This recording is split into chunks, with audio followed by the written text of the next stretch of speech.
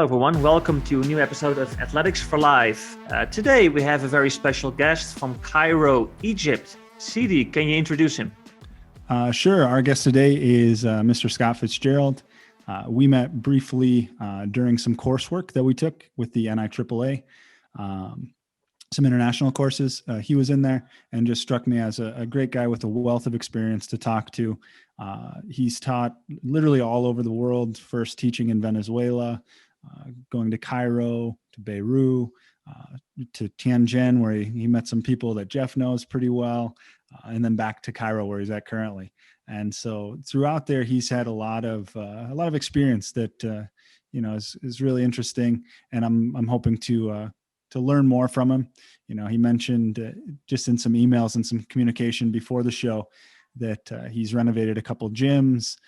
He's organized multiple different clubs. He organized a ski club for students when he was in China, and just seems to be very focused on students and building these opportunities for students. So, no, I'm interested to talk to Scott and kind of pick his brain a little bit on developing these programs. And over to Scott.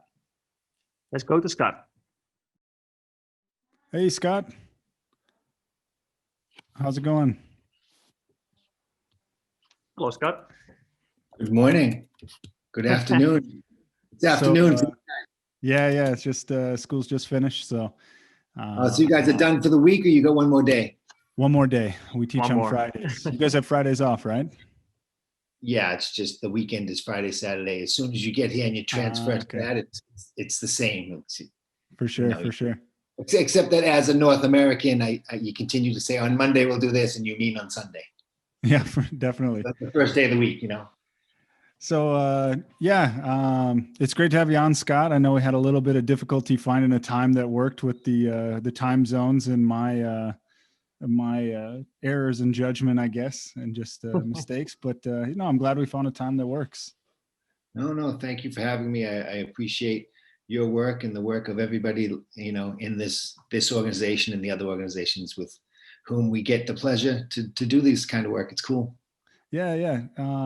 Just a little bit. We met at the NIAAA conference. We were in a couple classes. We took the international classes together, all the 900 courses. And so, it was great to connect through there, and then reached out and you shared a few things with me, a few documents and stuff. And so for anyone that's watching, why don't you just tell a little bit more about yourself, where you're at in the world, and kind of what you're doing. Okay. Well, when I met you at those courses, I was taking the NIAA, NIAAA, just more professional development for athletic directors. And I think they're a great organization that has created these great courses. And, I'm fortunate I passed the NIAA CIAA exam this week. And so all good. But for me, yeah, thank you. It wasn't anything. It was just finishing the courses and then finding a time to do it. And, it was just kind of more of what we do. But yeah, it's all good. It's always good to get stuff done. But for me, I've been an international teacher since 1994. I left New Hampshire, a place I know and love, where I grew up in Greater Boston, and then went to New Hampshire. And I kind of have always been an avid, sports person. My family is athletes. My Italian American family, my grandfather was a boxer. My uncle was a basketball player who played in the NBA. And my grandfather's brother went to Cleveland, and they have a son who was in the Football Hall of Fame, a longtime Cleveland Brown. So I have this Lavelli heritage. And then I just liked playing sports. So, when I graduated from college in the mid 80s and was working in a construction job with a business degree, I looked at the people practicing on the side of the road, and I said, I want to go back to my phys ed minor. And my mother had been a teacher, and 7 years later, I took my first job in 93 after I went back and got my master's degree as an elementary teacher in a little school in north central New Hampshire at Wentworth Elementary School, a beautiful, beautiful place, and special, magical little place. And then while I was there, by chance, I was looking at different options, and I looked abroad, and it was early in the international school scene. And I went to a job fair in Boston. I had a bunch of interviews, and I took a job in Caracas, Venezuela in the fall of 94, and off and running, You've been abroad since, right? Wow. Yeah, I went home 1 year when I got to Venezuela. I met my wife there. The first weeks there, her mother had worked at the school. She's a beautiful family, beautiful lady. And she came home. We went 1 year to the US in 96, 97. And then we both went abroad teaching because she had been an interpreter, but she had 1 year of teaching experience. And we got a job here in Cairo at a different school for 97, 98. And then in 98, we went to Beirut at a good little school at the American Community School. And I had a bunch of great colleagues, some Canadians and Americans. And then from there, we went to Tianjin, China for 13 years from 2001 through 2014. And from 2014 to now, we've been here and back in Cairo at the really great school at Cairo American College. So Scott, sorry, it's good to meet you, Scott, because CD talked a lot about you in the 900 courses. Unfortunately, I wasn't there. I've done the courses in the spring, so I did them before. But you just mentioned Tianjin, and we both know people from Tianjin IST, right? So Bill Elman and Eleanor Surridge, and he's my director right now here in Mongolia. So that's great. Oh, they were my next door neighbors. Tell them that I long to bring them warm cookies at 8 o'clock in the evening on the nights I'm baking cookies. But yes, Tianjin is in my blood. And I spent a lot of time there, and we were fortunate to adopt our second child in China, in Changsha, while we were working early in the time working in Tianjin. And yeah, so I relate to you guys in Mongolia. Now it's March 11th and the days are longer and it gets warmer quicker, but yeah, I really enjoy going skiing up near Inner Mongolia, where they're going to have the Olympics in north in the Hebei province, north of Beijing, at Wanlong and near Chongli. Such a cool place. So you've been kind of all over. You've a little bit of time. You started in South America, then the Middle East, and now in China, back to the Middle East. What was it like, kind of switching cultures, going from one to the other? I've only been in Mongolia. This was my first international job, and I've been here since. So I'm kind of curious. What was it like going from Egypt to China, back to Egypt? Well, you guys are just a younger version of me. You're just 20 years, 20 years have gone by and then you're in the same place. So I think you learn, now you've taken your first job and you learn that it's different working in a different country, and there's all kinds of different things, and they take you out to get your visa. You have to wait for things. So I think once you've done what you do, when I went to the second job, it was not difficult. And then I went to the third job, and then you meet more international people and you just learn the ropes. I mean, I do think it takes you the first year in any country to learn the country. You're kind of new about feeling out the school, feeling out how things work in the country where you are. But I think you guys will, you're early in your careers, you'll move on to other institutions, and you have the experience of moving abroad. And I think that will serve you well when you go to the next place. I don't think the culture shock is so much different, but there'll just be different things that will be your challenges in the new place. For sure. Yeah, it's always that first 2-3 months, right? And then it's over. It's that honeymoon period where you're just adapting to a new culture. I had that because I lived in China for 4 years. I was in China, in the south, in Guangzhou area. And then I moved to Mongolia and I had to adapt. It was a tough time for me to adapt from China to Mongolia, actually. It's such a different culture. But yeah, it's about 3 months and then it's over. Yeah, once you do those first 3 months, you become like all the rest of the teachers who have been there for 3 years, 13 years, whatever, especially once you've been an international teacher. So you were living in China already for 4 years. You had already, the culture shock of being abroad that doesn't need to be adjusted to, just the new place in the certain, little things that are different about each new place. Scott, can I continue on that? Because you've been a long time in Tianjin. And so how long do you normally stay in an international school? Because, I'm here, this is my 4th year now. CD's been here a bit longer. When do you really feel I have to move on? Is that depending on the programs you're running or just personal? I think there's a lot of factors that come into that. Personal will is one. Where you are with your family and your situation is another. Where you are in life. When you're younger, you're looking to move more. Maybe when you're older and you start settling, when you have children, the move is different. When we moved from Tianjin to China, my son who left Tianjin after 13 years, he got there as a 2-year-old. He was like 14 when we left, and he had never been anywhere else. He was in shock, like didn't speak for 2 days. And then luckily when we moved into Cairo, in his cohort, in his class, he made some cool friends right away that he played sport with and engaged in school, and he was very successful here. My daughter, it took longer. She was a 6th grader when she came here, and that whole 6th grade year was a challenge. There was, she didn't miss much school, but there were a couple days she stayed home. She was not comfortable, and yeah, it was a challenge. But so I think it's different when you want to move on, and you will know. And I think when you go to look for a new job, the job picks you, the opportunity falls in place. You either go to a fair and you interview with X number of schools, you interview with 6 schools, and one that fits for your situation will happen.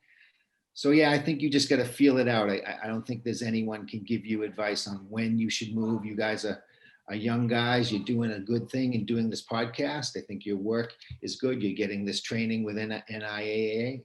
I think you'll be golden. You'll get good jobs. So just be careful of where you go, and you'll know when to go. For sure. Kind of on that same vein, talking about going to a new place. In one of the courses, I think it was in one of our breakout rooms, they had asked us some prompt. I don't remember what the prompt was, but you had kind of off the cuff just said, I'm a systems guy. I like to put systems in place. And that resonated with me because I'm part science teacher, part AD. And so, just about making things efficient, putting things in order. Kind of how do you go about that when you go to a new school? I know you've been in Cairo now for 6-7 years. And so you've been there for a while. But when you do go to a new school, how do you go about kind of implementing your procedures, your policies, getting all those things, in order? I think that's a great question. I'm a systems guy, but I'm not as good at it as I should be. But I know that going to systems and making, I write my emails in bullet points, and I'm very direct and straightforward. And I think systems and organizing yourself, organizing your mind, you work with OCD people. Everybody's got a little bit of OCD. So yeah, I think that the systematic way of approaching things. So when you come into a new school, sometimes you're probably better served to feel out what is in place before you implement your systems and how you want to do things, because there's going to be a way that they do things there. Mm-hmm. I found that a little bit here, but I didn't change, and you just need to feel it out and then not change and figure out what you can change and where you can put in a systematic approach to either setting, the rules in the letter that you use for your travel guidelines, or, how you schedule the seasons, or how you schedule the facilities. There's all kinds of different things that will come into play. Yeah, because you had shared with me. I know that you reacted to that comment about systems, and that made me feel good. So thanks for that. But you had shared with me I think it was a checklist for overnight stays and kind of the procedures and stuff. And looking through that, it seems, when I see it, it seems so obvious to have something like that in place. In the past, going on overnight trips, it feels like you're kind of like juggling 10 different things at once, trying to get visas and kids paying and letters from parents, and then you got to get out this form and that form. And so just, it's so obvious, but until you see it, you don't really know to implement it. So, I just want to say thanks for sharing that. But I think most of those things are just wheels that you have borrowed and not reinvented. I know I did when I was in ACAMIS in China, when I was in Tianjin, we were doing training with the ACAMIS meeting, and I went through just the checklist that I was using when I hosted a tournament. And I think it had a checklist for the billing and for the financial aspect, and a checklist of the items you needed to accomplish when you're hosting a tournament. And I didn't create that. I just modeled something that I got somewhere, and I don't know where it came from. But I think, if you use systems like that, then you can't go wrong. And I'm glad that what I had and sent to you was helpful, and you will do the same thing as you move along. Definitely. Scott, in this podcast, we try to promote the educational-based athletics philosophy, talk to alumni, athletic directors, interesting people in the world of sports. What defines you? What's your philosophy on sports? And when you go to a new place or when you're somewhere, what really would you like to establish at the school? I think in my experience in working at these international schools, now that I've worked at a bunch, and they all have different levels of where they compete and how they compete. But I think that the school should, when I'm talking about the high school teams, I think you should make teams everywhere you can through the school, run elementary tournaments, run middle school tournaments, just that fits the place you are and what you have available. But say our high school kids, and my philosophy for how I want the program to serve them would be, I think that we want a program that is organized, has the number of practices that we determine it to have, that fits well with the school and what's happening in the students' lives. But if the students can have an opportunity to play on a team that's well structured, well run, they try to win, but winning isn't the end of the day. But if you're running a well structured, well coached, teaching the right things, having the kids take it seriously, then you're going to have teams that go out and try to achieve. Winning isn't the end of the day, but I think the kids deserve to have a team that's doing the best they can to make them have the best team experience. So that's where I put high school, athletics at the international school. And I think that probably serves most international schools, because even if you have a kid who's going to play in Division 2, 3, or even you have a superstar who wants to go play in Division 1, the team and the formation and the competition that you get them should be at the highest level that you can bring it in the setting that you have. Yeah, definitely. Does that answer that? Yeah. There's a big difference, I think, between sports in the international setting and sports in the States.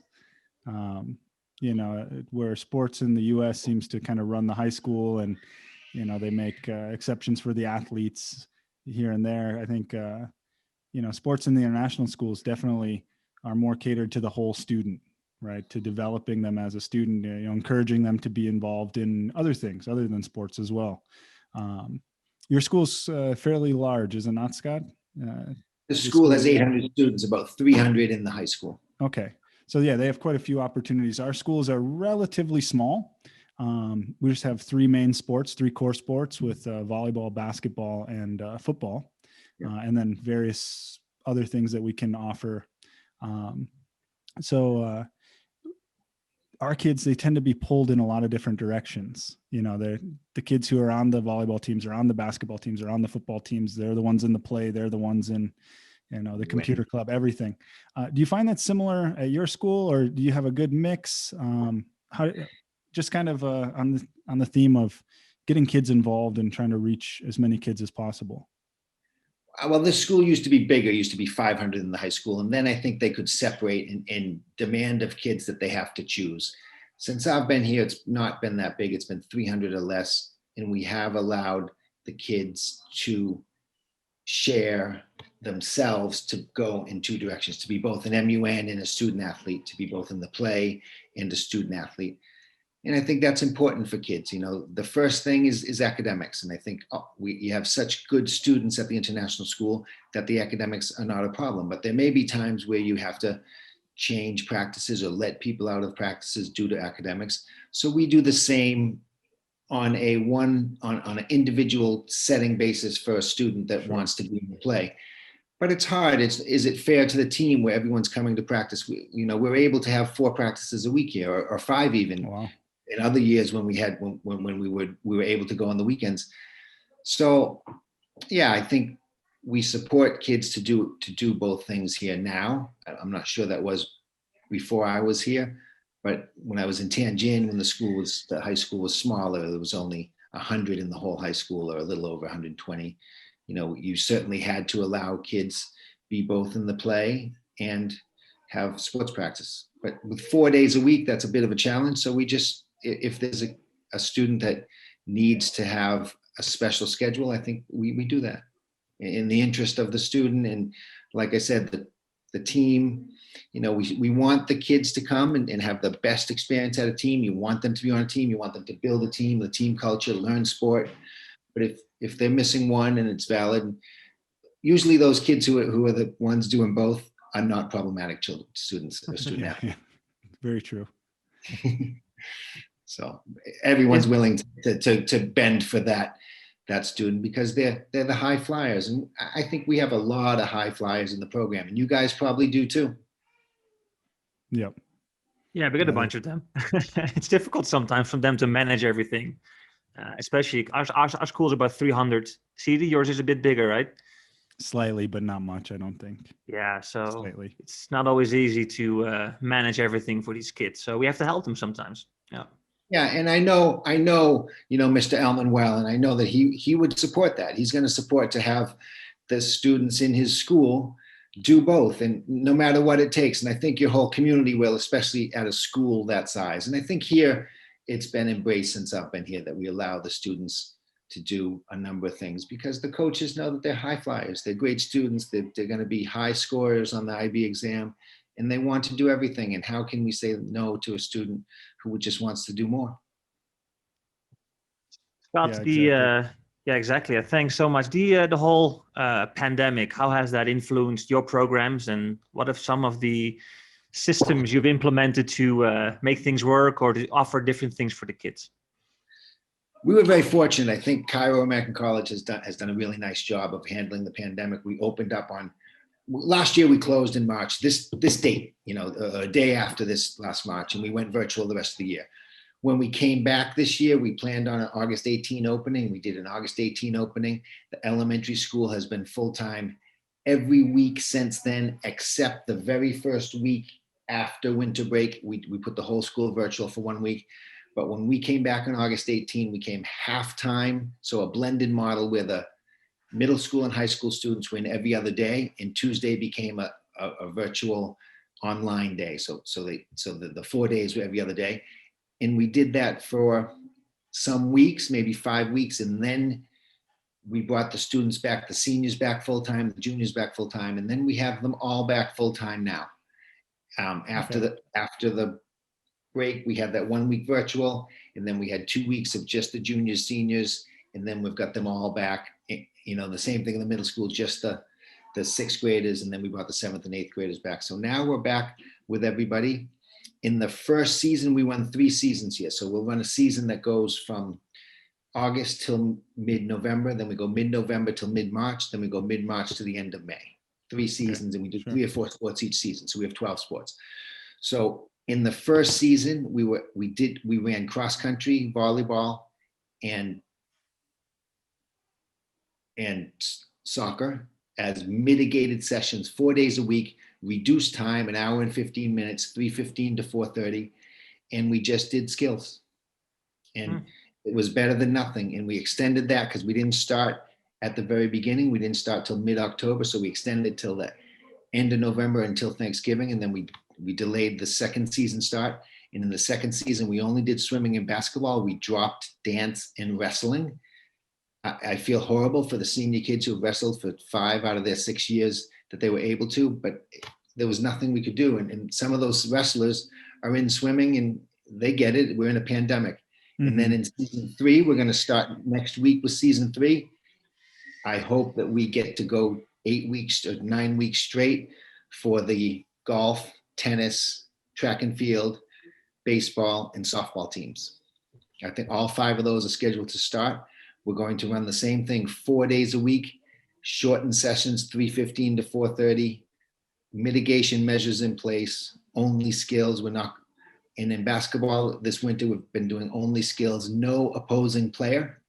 So they're doing a lot of contests and a lot of different work. The problem with the basketball season is when we started back up and we had that week of virtual, we didn't have them in, and then we delayed them coming in. So they had like 4 weeks in December, and they've only had 5 weeks now. So they missed some opportunity, but we have kids playing sport, and not many of the schools here in Cairo, the other international schools have done that. And I don't know how many in the world have, but we have them playing mitigated sessions. That's what we have done. Okay. How much of that was dictated to you from like the government or from what you could do or couldn't do? And how much was that kind of self-imposed? Because we're finding here, a lot of it's like, okay, everything's virtual, you're at home, everyone's home, and it's just coming straight from the government. And then we're in this weird spot where we're trying to do what we can, but there's, we're trying to get away with stuff, it almost feels like.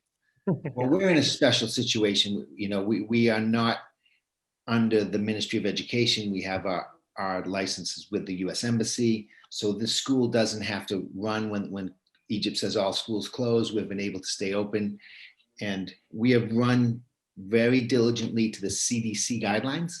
Okay. So when they have, we're running, you know, a blended model. We're running the spacing that you need when kids we've had some kids get infected and some parents and some teachers. Then we remove them from school. We isolate. So we've run systems that have been difficult, and like we've had 12 months of challenge, and since August 18, the months of staying open have been a super challenge for the health department, for the nurse who spends her weekends, you know, contact tracing, and the principal who's contact tracing. It's a super challenge, but I think we have been very fortunate to have the kids back, and now back full-time, even blended. We had them back when we first started the sports on the blended model. The kids only came on the 2 days that they were in, and then the other kids came on the other 2 days. Okay. And then finally we were able to move that to this new model. I think they have a very forward-thinking director who, you know, Jared Harris supports Cairo American College very diligently in trying to get kids back. He's a student-oriented administrator, and he pushes to get the kids back in and doing stuff. So I'm fortunate to work with someone like that. And when we have been able to go back to running activities in athletics, our activities have been running virtual from this, just like when we started the athletics after the first couple of weeks, we put the activities virtual. Some of those are running live, but the drama, they're filming the stuff. They're going to make a little production, but they're going to film it, and everything is socially distanced and spaced. And it's a super challenge, but you just go on. That's great to hear, because we are the International School, Bill Ellman, the director. We are part of the U.S. Embassy too, and we're a non-profit school, so we don't fall under the Ministry of Education. But we were not allowed to open. We were shut down too. The whole country was shut down. So that's great to hear that you guys could continue in some kind of way. The kids could continue to do their practices, and that's great. We were not that fortunate, actually. Well, there's some edicts put forward by the government that we feel we have to follow, and some we can say that we're not under that, and we're safely doing it this way. But it's a fine line, and I think the director has been fortunate in pushing to keep it going. Hasn't had a lot of trouble with governments. I mean, I think the community is always a problem. People are always questioning why, when, how, but that's part of being a school administrator. That's what we do. And, we just try to keep going back to doing it safely. And we've been lucky. I think it's been great working at CAC that we've been able to run these programs. And I hope next year we can return to a more real life situation where the kids get to travel or at least play local competition and run our teams. That would be our goal starting, when we come back in August, but we will see what November is like. We're scheduled to travel in November, and that has not been determined yet. And that's starting to come quick. It's March. It's the third month. Are we traveling in the 11th month of this year? You have a crystal ball, let me know. Fingers crossed, man. Fingers crossed. So Scott, in the bio you sent over, and just in some of our emails, it's really obvious that not only are you involved in sports for your job, but it seems like you stay really active. You mentioned skiing in China, and the one time didn't work to push it back. You were horseback riding. What are some things that you do to stay active? Outside of school. Now that you're in Cairo, what do you do? I'm a simple guy. I do in my life. There's certain things that I like. So here in Cairo, I cycle. We ride a mountain bike. We have a beautiful area that's a national protected area that's only 7 kilometers here. I was out there riding this morning before the sunrise. We do once or twice a week. We get to go out in the morning. So mountain bike riding in the Wadi Digla protectorate has been amazing here in Cairo. But in the summer, I'm a lifeguard. And I've always been an avid skier and a ski coach and a ski patroller. So when I was home at Christmas, I do some randonnée, some backcountry skiing.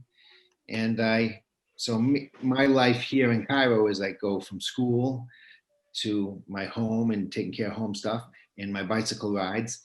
And there's not much other than that, until there's a holiday and I can go to travel and see or hike. My family, we were hiking at Mount St. Catherine, a beautiful spot. If you ever get to go to the Sinai Peninsula in life, it's an amazing, amazing place. And when I was here 20 years ago, I did it with my wife, and I did it with my wife and daughter this past October. And it's an unbelievable place to hike Mount St. Catherine for sunrise.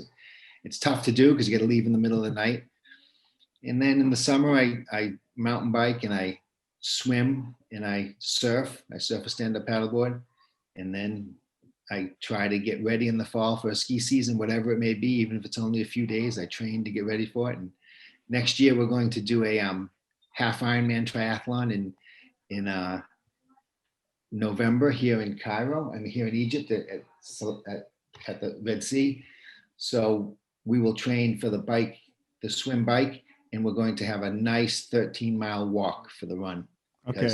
I'm past the age where I can run it, and that race, it isn't a race, but we want to do it, and it'll be fun to do the swim bike, and then we will have a nice 13-mile walk, and we're going to do a half triathlon. So. That's what I was going to ask. Which one's the toughest for you? Because for me, it's swimming.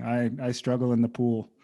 Well, swimming is easy for me because I've been a lifeguard, and I started, I became competent as an open water swimmer. So swimming is not hard, but that's the shortest part of the race. It's not a swimmer's race. It's a runner's race. Mm-hmm. So, and my running days are done, but I don't want to stop. So I'm going to have hopefully a pain-free 13-mile walk. Yeah, there you go. Same here, Scott. I always say it's too slippery outside to run. So my running days are over here. It's too slippery in Mongolia. When your running days are over. That's good to hear. So Scott, you've been in, sorry, go ahead. No, I was going to say in some of the things that I think have been successful for me here in Cairo is I was able to do a refurbish of the indoor gymnasium, and the gym is built in the 70s, and it's a beautiful wood floor, very well lit, nice size indoor gymnasium. I think it may be the best basketball court in the country. Even if you go to the National Stadium, I think their gym is like an NBA gym where you pull in the baskets. And I'm sure the flooring there is good, and the lighting there is good. But this is a nice gym, so I was able to put in new baskets, all new baskets from Holland, from Schilder, and then these nice drop-down baskets. I had the floor resanded, repainted. I put in new lights. I put in a new divider curtain. I put in new bleachers. So the gym has been kind of refurbished. New volleyball standard equipment for where it used to mount on the wall. I've moved it to the center. I think I've made an improvement in the gym that I was fortunate to be able to come up with the funding. You have to finagle to come up with that kind of funding. It was in a time of year where we had a good rate exchange, created some funding availability. And we have I think of the things I've done here at CAC, that's been a great thing. And the other one is creating this league called ISAA with some of the schools that left ISST that weren't in the new format of the ISST. We were out, we didn't have a league, so we met together and we created this new league. We had one tournament and then COVID hit, but I think that the league is healthy and in place, and we will go back to having tournaments 3 times a year. In the fall, it will be cross country, soccer, volleyball. In the winter, it will be swimming, basketball. And then in the spring, I think there's enough schools to do a softball, a baseball, a track and field, a tennis, and a golf. And how many schools are part of that league, Scott? 15. Wow. There are 15. There are about eight from the old ISST. And then there's some schools from Switzerland that were in a league in Switzerland that kind of came to us. So there are 3 or 4 schools from the Netherlands and from Switzerland. And then we have a couple other schools that just fit in that we picked up, one in Spain, maybe another one, maybe a 5th one in England. There were 4 in England from the ISST league. So yeah, it's cool. We're fortunate, but building that was a chore, and we were kind of hung out to dry and didn't have something and had to create something. And I think it worked out really well with a number of athletic directors from various different schools, from British School in Netherlands, from the ACS schools in London, both in Hillingdon, in Egham, and in Cobham. And then there's another school in London, a TASIS school in London, that was very good and instrumental in getting this league put together. How So long what- did that take to kind of get Yeah. everyone on the same page to a point where you could have tournaments and stuff? Well, most of us, or we had a core of schools that came from ISST. So we followed that format. We took their Sure. handbook. We were part of that organization, and we molded it into the new league. So it wasn't as difficult as you think, because we had a model and a format to follow. So we kept the dates, we kept the seasons, Sure. and and then we got other schools to come in that were interested in a quality organization. And I think that's what it is. And it's, great opportunity for kids to engage in sports at the level that fits. I think it fits well. The tournaments we had were good, and I think they'll continue to be good.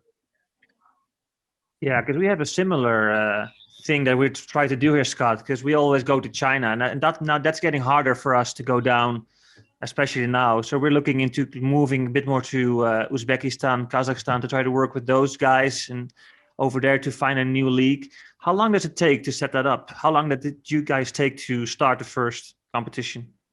Well, we set it up from when that happened in September of 18. We put together tournaments for November of 19. So it took 1 year, but it was the schools had been used to that format. So 8 of the schools just moved along. I think starting something from scratch, if you're looking for new schools, you guys compete in ACAMIS with China schools. Both of your schools do? The school I'm at now doesn't currently. We're interested in joining. I was at a different school in Mongolia last year for the previous 7 years, and we did compete in ACAMIS. But now I'm at the British School of Ulaanbaatar, and they're not a member of ACAMIS currently. Yeah, but I mean, I think ACAMIS may welcome you. I mean, I was there for the very beginning of ACAMIS in Tianjin, and I think it's a great organization that serves schools and kids and in a big way. A lot of schools get to compete. So I don't know if you want to do that, or you want to do something there in Mongolia with Uzbekistan. I don't know how many different schools you have. You need to have enough critical mass that are going to follow the same seasonal format or whatever the format is, but you have to have a system. Yeah, ACAMIS has always been, because we are now in a new division together with IST. We started that 2 years ago. So hopefully we can invite them next year to Mongolia, and we're going to IST for soccer. But for us, with a lot of kids from different nationalities, it's hard to get visas to China. It's a difficult, very difficult. I told the story over and over. I had to stand in line for 12 hours in -40 with pollution a few times. It's very tough. So we still want to stay in ACAMIS, but also looking for other options for our kids, to create new connections, make new friends. So I think we have about 8 schools interested. So we can still follow the ACAMIS format, but it's take about a year to organize that. Okay, that's good to know for us. But is that more of a local league, or will you need to travel like you do for ACAMIS in the 8-school league that you're talking about? Yeah, so I think we have about 3-4 schools in Mongolia, adding 2 from Kazakhstan, 2 from Uzbekistan. So we're looking kind of 8 kind of school league. Where we have invitationals every year, or we travel over here, they come over there, something like that. It's not we're still talking with over there, but we have to look for something. We will stay in ACAMIS, but it's getting harder going to China for us. It's getting harder and harder. So I just don't know if it's able to do both. Sometimes you're not able to travel if you have the same, and I don't know if that other league wants to go on the same schedule, but maybe make a little league of your Mongolia schools, a little four school league, and get that to work well, and then see if you can coordinate to have those other 2 schools from Uzbekistan and Kazakhstan, or those whatever countries you're talking, and join. I don't know. There may be a way to do that. If you wanted to talk to that in detail, we could do that on the phone or another time. Appreciate it. Sure. No, I think it's doable, but it's, we ran a great league in Tianjin, Beijing, and it created great local opportunities during a season. So we'd play our games with them, and then we set up a little one in Tianjin too. So we kind of had a lot of options, but there were more schools available, and then we went to ACAMIS at the end of season from IST. And here at CAC, we just play local competition, the other international schools here, and that's good. We often have we have a little CISA tournament, a Cairo schools tournament, and then our teams would go off or host the big end of season ISAA event. Yeah, it's great, Scott, because it's the hardest thing for us is to find quality schools to work with. Steve and I have been working for that for the last 4 or 5 years. So now we have 5 reliable schools that follow our philosophy. So we try to expand that slowly, but there's not much competition out here for us. So we're always looking for other options. Academy is great. Kids love it to go, but it's hard for us to go down. But if your local schools would also, if you could mold the schedule to fit Akamis, yeah, and not that that's perfect, but I think you need to have something that's the same. So as long as you can create a schedule that's the same in the time of year when you do things, I mean, and that's a challenge, I think, for some schools. Yeah, and that's your first step. We follow that. We follow the Akamis schedule. But Yeah. It does run into issues a little bit with some of the national tournaments are on a completely different schedule. So like some of the schools, I know our school competes, they have a team that competes in the football national tournament. And so like that happens in the fall and Akamis football's in the spring. And but it is what it is. It's not a huge issue, just a small little hurdle to work through. Well, there are going to be challenges, but I just think after doing this a bit that you need to find a format, a schedule that works of when you're doing the seasons. And if Akamis is what drives it, then your local league probably is in your best interest to run to that schedule. I mean, you're gonna have to make that determination. Yeah. But that's a challenge for sure. Yeah, sure. Well, we're getting close to the end of our time. I know we allotted about half an hour, 40 minutes or so. Do you have any final tips for athletic directors, whether they're just starting out or maybe early on in their careers? We talked about a lot of stuff throughout in the last half hour or so, but kind of any final tips or parting wisdom? I think it's a pleasure to see you guys, and you are, per se, young athletic directors, and doing the NIAAA training and engaging in these kinds of things where you interact with other athletic directors and other activities directors, and you hear things and see things. So I would encourage you to try to build something with your local school or your local community, the extended community in the city where you are working. And I would say that to anybody. I mean, that you need to first try to make opportunities for your kids locally. And then I think the travel and the opportunity to go play abroad is huge in kids' lives. I've had both my daughter's a senior this year, and she's had the rough go of being in the bad end of the COVID deal. But she's had a great time in competing. That's what she does. She plays sport. So she's gone to 3 seasons a year, all her high school career. And my son did the same thing. And, he was here and graduated in 2018. So keep giving kids opportunities to engage, in sound sporting or activities opportunities in your local area, and then push it to go abroad and to, travel and to have opportunities to engage in sound, competition or events that you travel to. And I think that's what we do as international educators and athletic directors. And so it's a pleasure to speak with you guys today. It's an honor for me to be here and get to speak to you guys. So thank you very much. Scott, I really appreciate your feedback, because it actually really makes sense. There's a lot of opportunities for our kids, but there's a lot of steps that we can make and take here in Mongolia still. Our league is very small. And we're actually, we did a coaches PD last September, where we tried to educate and help the coaches here in Mongolia to grow and share their philosophy. So I think we need to make some steps first locally before we look for these other options. And we follow Akamis, that works. But there's a lot of steps we can make locally first. So I want to thank you for that feedback. That really helps us. Like I said, it's a pleasure. And, just keep training your coaches, getting your local coaches to fit the parameters. They just had coaches meetings for the spring season, and the number of things that they have to do. They can get CPR training. They can do some child protection training. Some of that stuff is free. Have them do a 2-hour course. Give it to them and put that as part of what you're doing when you're when you sign them up to be coaches, and everybody grows from that. And hopefully if you can benefit one kid one time, you've done a good job. So I appreciate it, boys. Thank you very much. Yeah, appreciate it, Scott. Thank you, Scott. Thank you so much. Okay. Have a great day. Take care, gentlemen. Yeah, you too. Let's meet in person one day, okay? Definitely. We will. Say hi to Bill and Eleanor and the fam. Take care. Will do. Will do. Have a good day. Okay. Thanks, guys. See you. Yeah. See you, Scott. Okay, we just finished our talk with Scott Fitzgerald from Cairo, Egypt. It's lovely to talk to him. He shared some great stuff. And yeah, thank you, Scott, for being on our podcast today. Yeah, it was really good to talk to Scott. I had met him just through some of the courses that we had taken with the NIAAA. And, you know, he wasn't one of the key speakers. He wasn't one of the presenters, but he just stood out as somebody who like, yeah, this guy gets it. He knows what he's talking about.